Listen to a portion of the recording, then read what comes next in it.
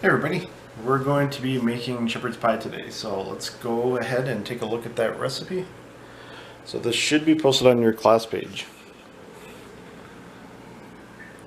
So it's called cottage pie on here, and that's just because traditionally a shepherd's pie was made with ground lamb, just because shepherds would be raising lamb or sheep and taking care of them, so that's where that came from.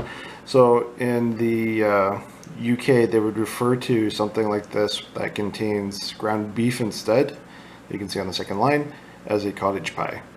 Okay, so for this we're going to need olive oil, ground beef, garlic, onions, vegetables, potatoes, cheese, Worcestershire sauce, beef stock, flour, no salt or organic seasoning, butter, milk, and salt and pepper.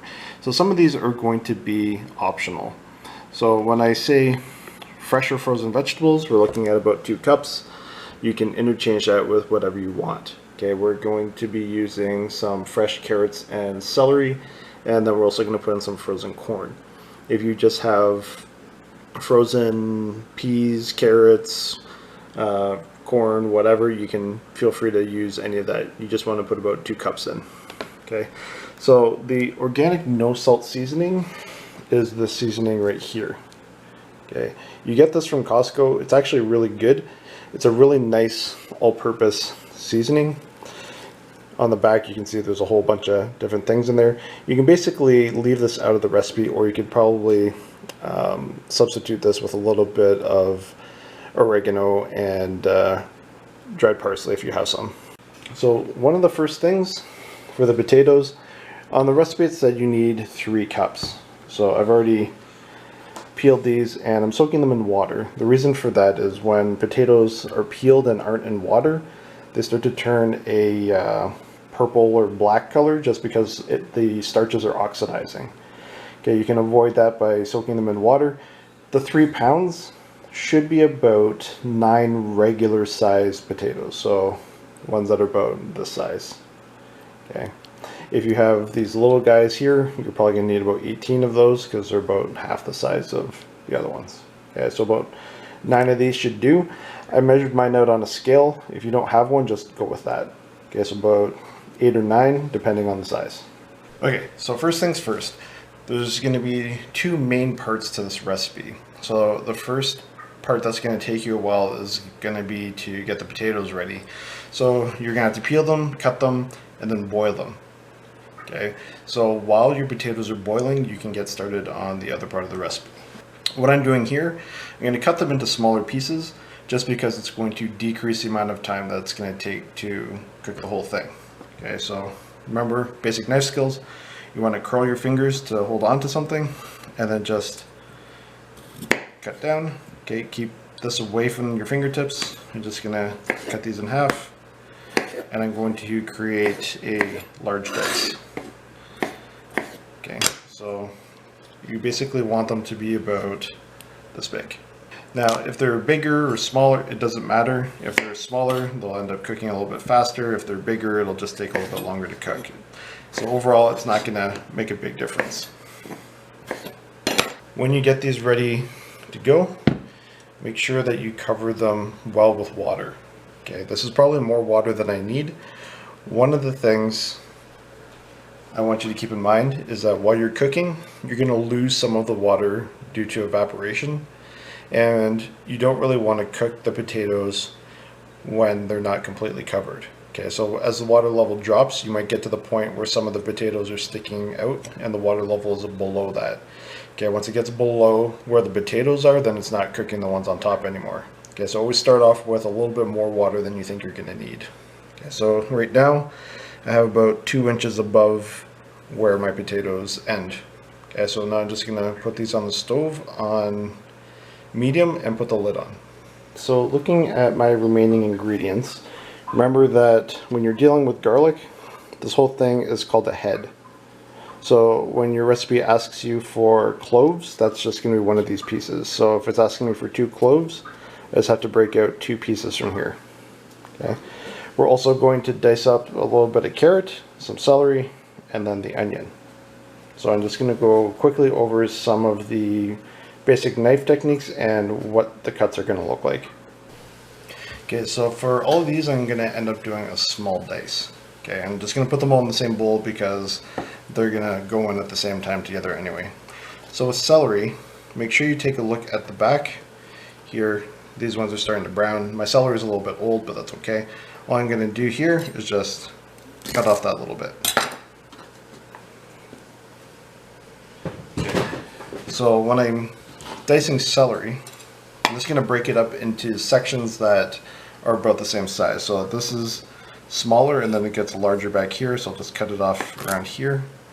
I'm going to cut these in half and then cut these in half. Right, so all I'm going to do is dice these like so. And this is the basic technique for doing a lot of dicing. These ones are a little bit bigger, so now I'm going to cut these in half as well. I'm just trying to keep everything to be approximately the same size. Okay, so I've cut a couple of those. So there's my celery diced. I'm going to put that in here. And the same thing with the carrot. Okay, I have the whole carrot here. What I want to do, this one's a bit smaller, I'm just going to try and cut this in half. Okay, once it's in half, I'm going to cut them into strips. They're kind of almost French fry shaped. There, if they start curling on you, that's fine. I'm just going to do this with them so they're all facing the same direction. And then same thing, hold them together, you can start dicing them.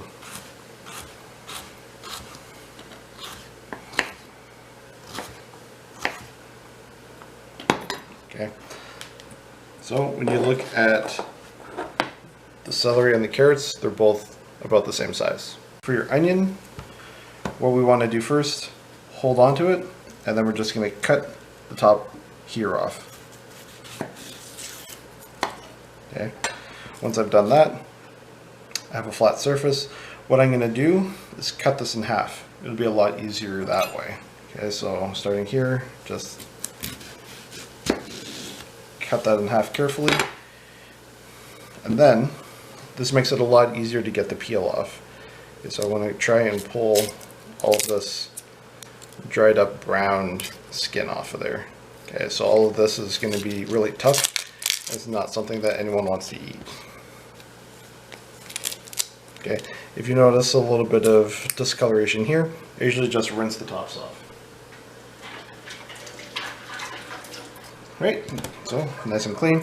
What we're going to do next is we're going to do a small dice on it. Okay, so make sure to keep the root end intact. What we're going to do is make a bunch of parallel cuts along this way, as far to the back as we can, but not actually cutting all the way through. Okay, so like so. Okay, and it might take a little bit of practice for you to figure out how to get really far to the back without going through. But once you get the hang of it, you'll be okay. And when you get to the end, you see I have this small piece. It's a little bit dangerous for me to try and cut down that way. What I'm going to do is hold it together and just get my cut started. Okay, once it's in, I'm going to let go. And then just cut down the rest of the way. Okay, so once I have all these cuts in, I'm going to turn it 90 degrees, and then I'm going to start dicing it this way. Right, because of all those cuts that we did before, the onion will just naturally dice itself. Okay, it gets a little hard to hold on to towards the end, so just cut a little bit slower. Once you get to the end, if you're good with how much you've cut off, you can see that most of this is just the root. I'm just going to get rid of this part. Okay, so we'll add that to our vegetables as well.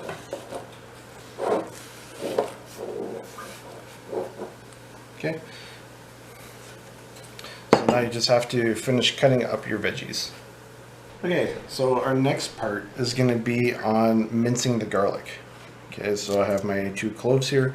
This is the root end.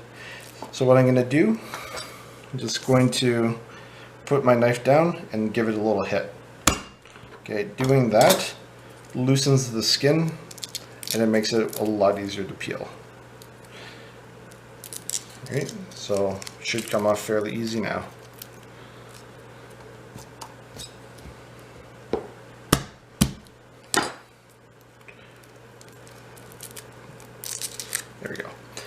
so all I want to do now is cut off the root end.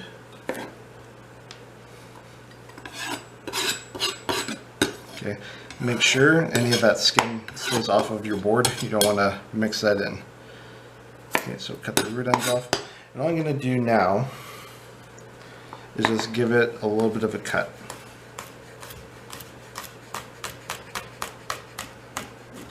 Okay, so just hold on to it, cut down, and make sure to keep that finger curled. Okay, as I cut, I'm going to be doing this as I move along, and it's going to make it so I can't possibly cut my knuckle or my fingertip. Okay, just like so. Alright, so I have some thin slices already. So what I'm going to do now is just dice this. Okay, so I'm going to hold on to this with these two fingers and hold on to the back and just start chopping down. Okay, so you want to keep gathering it together and just go back and forth on it. Okay, and just keep repeating this process until it's in very small pieces, and that's what we would call mince. Okay, if you get a lot stuck to your blade, just pull that off, bring everything back to the pile, and then keep chopping. Okay, I've seen in a few videos where they tell you to hold on to it like this. That's not a good idea. If your hand slips, the tip is right here, so if you slip off, you could cut yourself on the tip. Okay, so your best bet, just hold on to this like that.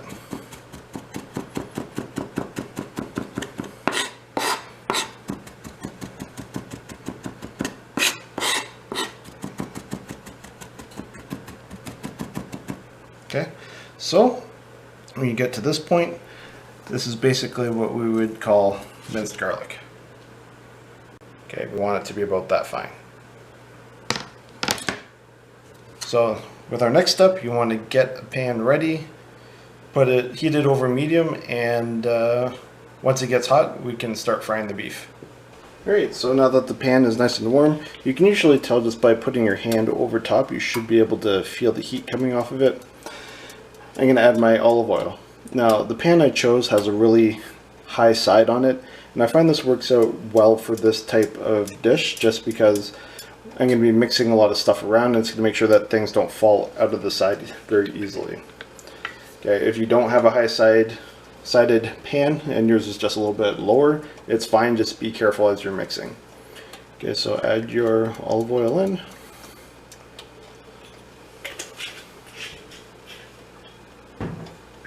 Now it's going to move this around a little bit to coat the bottom. Okay, I should make sure that the meat doesn't stick too bad once I add it in. Okay, I'm going to do most of my mixing with this wooden spoon. I find wooden spoons are really good overall mixing devices while cooking. Okay. Alright, so I'll just add my beef in. Be careful when you add this, you don't want the oil to splash back at you. Okay, so just gently let that go in there. This up. Okay. So just start breaking up your beef, and we're going to want to cook this until the beef is broken up and all brown and no longer pink. And we're back. Alright, so now the beef is nice and cooked. You can see it's nice and brown with no pink spots. So what we're going to do with our next step is we're going to add in our vegetables. Okay, so you can see there's still a good amount of oil on the bottom. That's good. We want that so that we'll be able to cook the vegetables nicely. We don't want them to dry out. Okay, so I got my carrot, celery, and onion in here.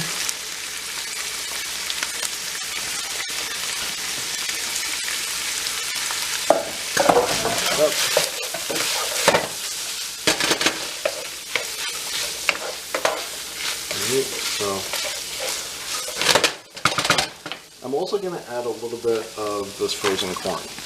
Okay, I'm a little bit under the measurement for the vegetables, so I'll just throw a little bit of this in.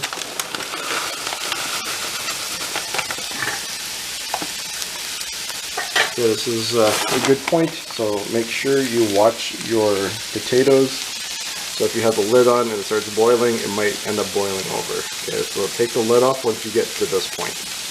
You just want to mix all this together, and we're just trying to cook this whole thing until the vegetables start to become soft. Okay, the idea here is that everything is going to be fully cooked before we put it into the oven. So we're basically putting it in the oven with cheese on top because we just want to melt down the cheese. Okay. So what you can do here, if you have a lid, just throw the lid on, and it needs to cook for about 10 to 15 minutes.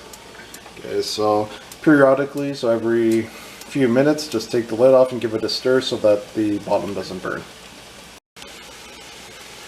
So it looks like I forgot to add the garlic, which is okay. It's only been a couple of minutes. I'm just going to add that in now. Should be okay. I try not to cook garlic for too long, so this actually works out pretty well.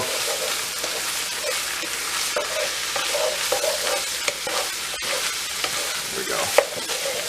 Okay, so it's coming along pretty well. So you can see that the onions in here are starting to go a little translucent, so that's a good sign. So just a few more minutes and then we should be able to move on to the next step.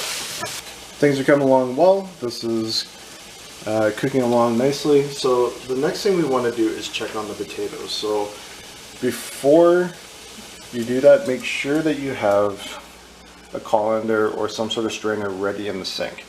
Okay, so you're going to want to leave it in there and then pour your potatoes into the strainer when it's ready. Okay, don't hold on to the strainer and pour, because then the splashback can burn you and the water is going to be really hot.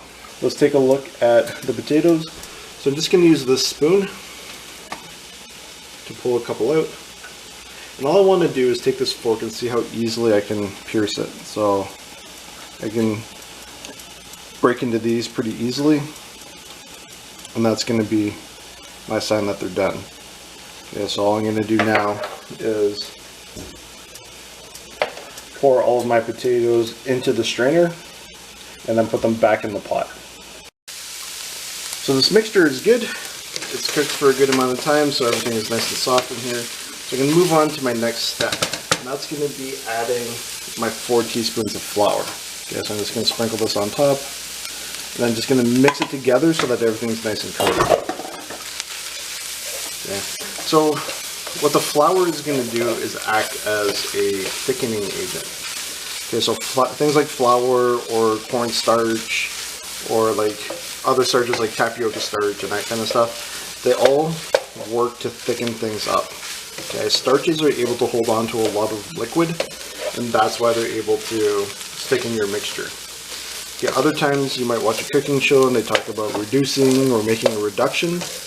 That's a way of thickening things just by cooking them down. So you see all this steam coming off? This is all water that's evaporating. Okay, so a reduction basically just means that you're going to keep removing water and eventually your mixture will thicken on its own. Okay, so I have that mixed in. So this right here is a mixture of my beef stock, the Worcestershire sauce, and my no salt organic seasoning. Just going to mix that together and then pour it in.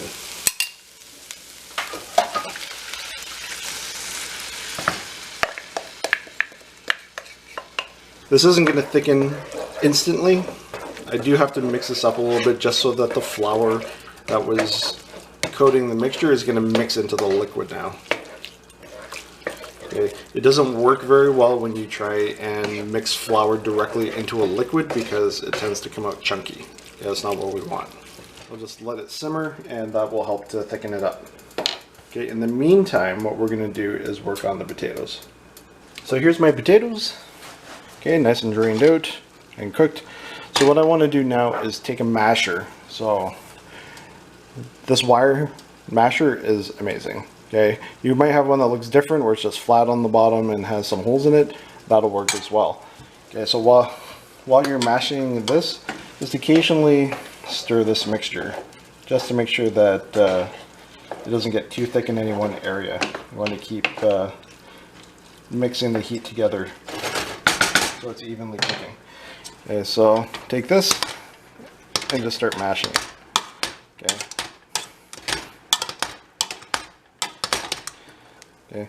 So you want it to be as fine as possible without there being a lot of chunks. So once it's all mashed up, and if you don't have a masher, do the best with what you got. Okay, so if you cooked your potatoes well, then they should be pretty soft and easy to break down. If you have a wooden spoon, you can always use that to try and like mash it. You can just push them against the side of the pot and that should break them down pretty easily. You can try and use a fork or something like that. Okay, so now that I have that, I'm going to add my tablespoon of butter. I'm just going to mix that in a little bit. The heat from the potatoes should melt that down pretty easily, so it'll make it a lot easier for it to mix in. Okay, so with that butter, I also have my 1/4 cup of milk. Okay, I used whole milk. It doesn't really matter. Just use whatever you got. You just want to try and introduce a little bit more moisture into this mixture. Okay, and then you just want to add a little bit of salt and pepper to your taste. Okay, if you notice that the potatoes are a little bit dry, you can always add a little bit more butter or a little bit more milk so that it gets to the texture that you like. Okay, I'm happy with the way this one is. I'm just going to add a little bit of salt and pepper to start. So be careful how much salt you add at the beginning. You can always add more later. You can't take any out if you've already put too much in. Okay.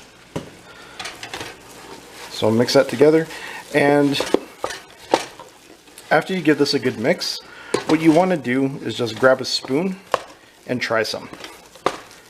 Okay, this is the wonderful part of cooking. You basically make everything so that it suits your own taste, but in order to figure out if you like the taste, you have to eat some of it. Okay, so try a little bit. If it tastes kind of bland and flat, just add a little bit more salt to it. If you want some extra pepper, because you want it a little extra peppery, go ahead and do that too. Alright, so we should be good to go now. So when you look at the potatoes, they are nice and smooth. I tasted it, it's good. Now, when you look at this mixture, see how it's now very thick. Yeah, that's the way we wanted it. If we didn't thicken it up, all those juices that were there before would just make the bottom very watery. So what I'm going to do now is just choose a container to put it in. If you have a 9x13 pan, that works out really well. And also if you have a casserole dish, that would also work well. Just something that's going to be oven proof. Alright, so looking at our options, this is the 9x13 pan, and this is one of the casserole dishes that I have. Alright, this is just one of those cast iron ones. Looking at the size of what I have, I think this will be a better option for me. Okay, so what we're going to do first is take the meat and vegetable mixture and then put that on the bottom. Let's put that in and then spread it out so that it's nice and even.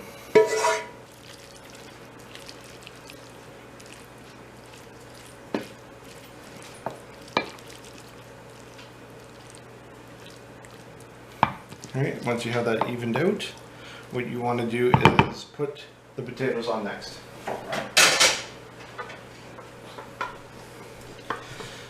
Alright, so it might be easier if you have just little piles and then you can try and connect those.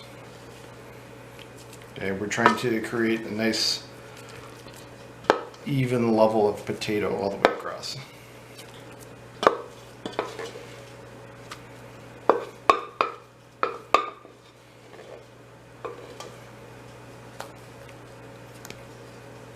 Okay, so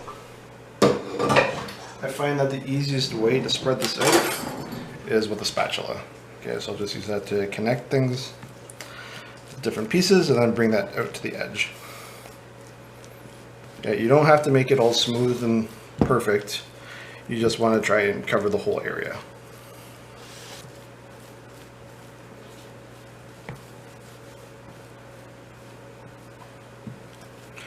It's a little thick in the middle. Get some of that out. Great. So once you have your potato layer, notice my potatoes are a little bit chunky, but that's okay. It's nice to have a little bit of texture in there. I find if they're completely smooth, it has a weird texture to it because it seems almost too smooth. All right, so the last thing, get your cheese and just put that on top.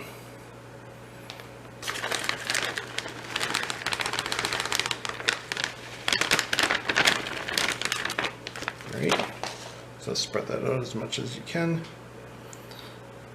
It's great when it comes out of the oven, you have a nice solid layer of cheese on top. Right, so my oven is set for 400 degrees. I'm just going to put this in and take it out once the cheese has melted. And we're all done. We're fresh out of the oven. So we got a nice melted cheese layer. So when you bust into that, you got all the nice layers here. And that's all there is to it. Just don't forget, it's time to wash your dishes.